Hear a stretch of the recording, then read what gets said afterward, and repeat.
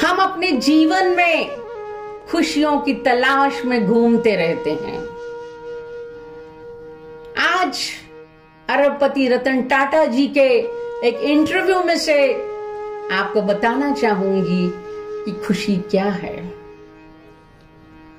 एक बार एक इंटरव्यूअर ने टाटा जी से पूछा, सर आपको क्या याद है कि आपको जीवन में सबसे अधिक खुशी कब मिली? टाटा जी ने कहा कि मैं जीवन में खुशी के 4 चरणों से गुजरा हूं और आखिरकार मुझे सच्चे सुख का अर्थ समझ में आया।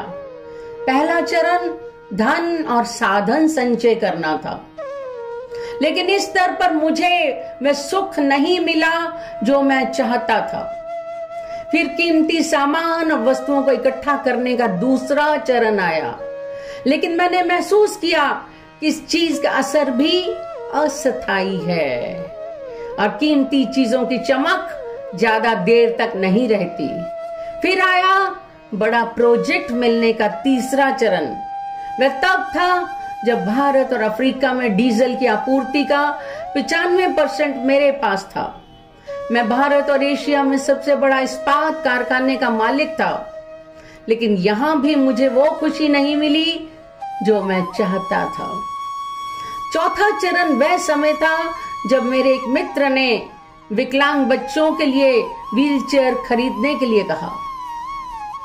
करीब 200 बच्चे थे और दोस्त के कहने पर मैंने खरीद ली व्हीलचेयर, लेकिन उसने जिद की कि मैं उसके साथ जाऊं और बच्चों को व्हीलचेयर खुद सौंपूं। मैं तैयार होकर उसके साथ चल दिया। वहां मैंने इन बच्चों को अपने हाथों से व्हीलचेयर दी। मैंने इन बच्चों के चेहरे पर खुशी की अजीब सी चमक देखी। मैंने उन सभी को व्हीलचेयर पर बैठे, घूमते, मस्ती करते देखा। ये ऐसा भी था जैसे वो किसी पिकनिक स्पॉट पर पहुंच गए हों, जहां वे बड़ा उपहार जीतकर शेयर कर रहे हों। मुझे अपने अंदर असली खुशी महसूस हुई जब मैं छोड़ने का फैसला कर रहा था तो बच्चों में से एक ने मेरी टांग पकड़ ली।